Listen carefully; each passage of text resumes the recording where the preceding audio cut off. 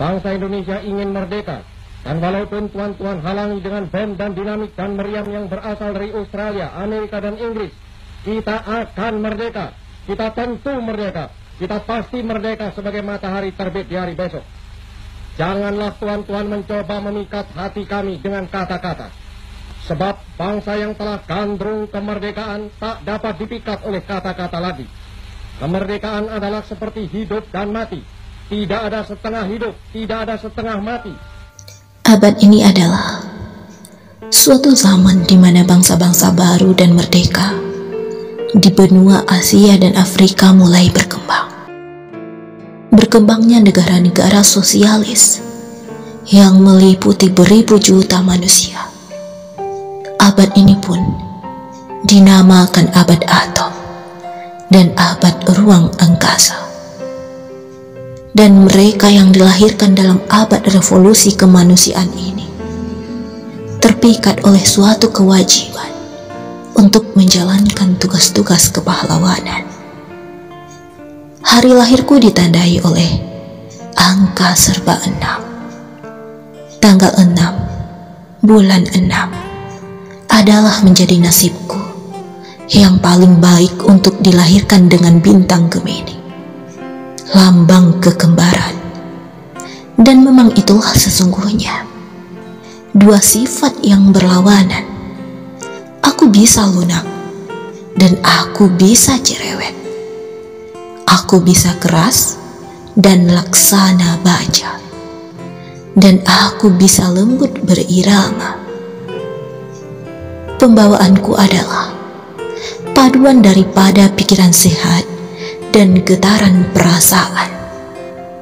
Aku seorang yang suka memaafkan, akan tetapi aku pun seorang yang keras kepala.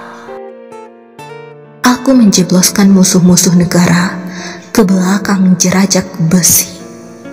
Namun, demikian aku tidak sampai hati membiarkan burung terkurung di dalam sangkar. Aku menjatuhkan hukuman mati. Namun, aku tak pernah mengangkat tangan untuk memukul mati seekor nyamuk. Sebaliknya, aku berbisik kepada binatang itu, "Hayo, nyamuk, pergilah, jangan kau gigit aku." Karena aku terdiri dari dua belahan, aku dapat memperlihatkan segala rupa, aku dapat mengerti segala pihak, aku pemimpin semua orang.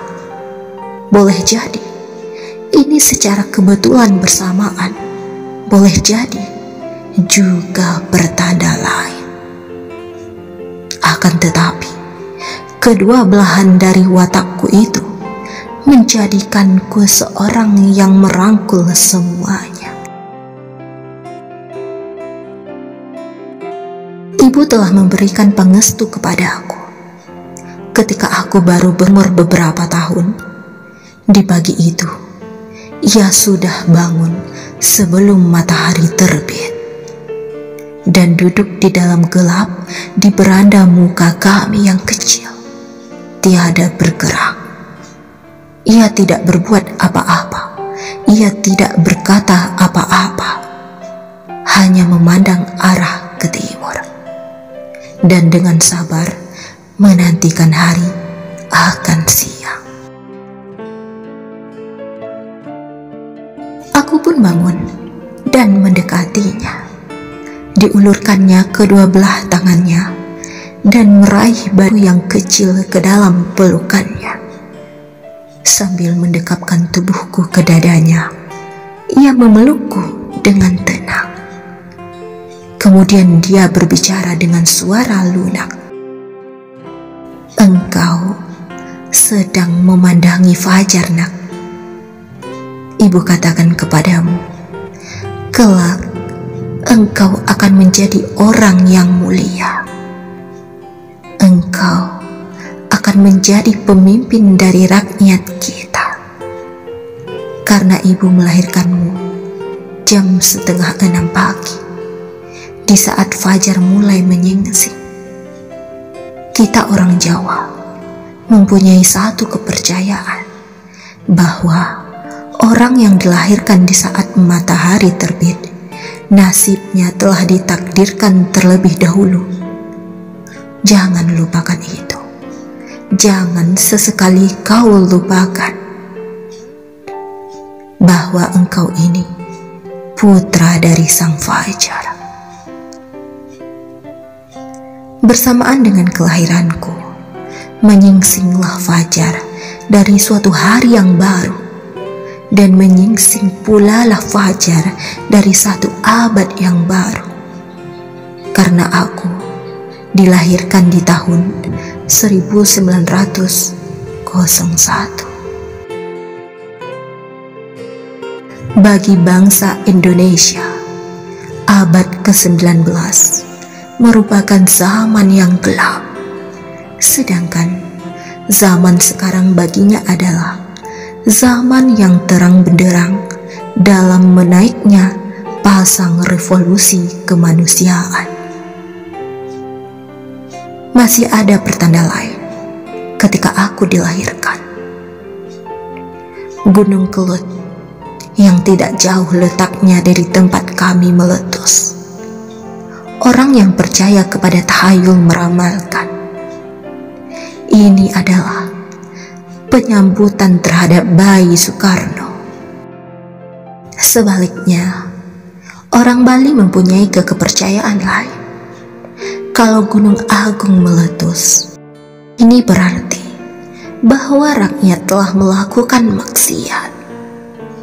Jadi, orang pun dapat mengatakan bahwa Gunung Kelut sebenarnya tidak menyambut bayi Soekarno. Gunung Kelut malah menyatakan kemarahannya karena anak yang jahat lahir ke muka bumi ini, berlainan dengan pertanda-pertanda yang mengiringi kelahiranku itu. Maka kelahiran itu sendiri sangatlah menyedihkan. Bapak tidak mampu memanggil dukun untuk menolong anak yang akan lahir. Keadaan kami terlalu ketiadaan.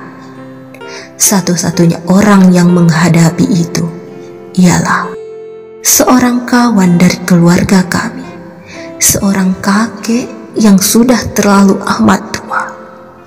Dialah, dan tak ada orang lain selain orang itu yang menyambutku menginjak dunia ini.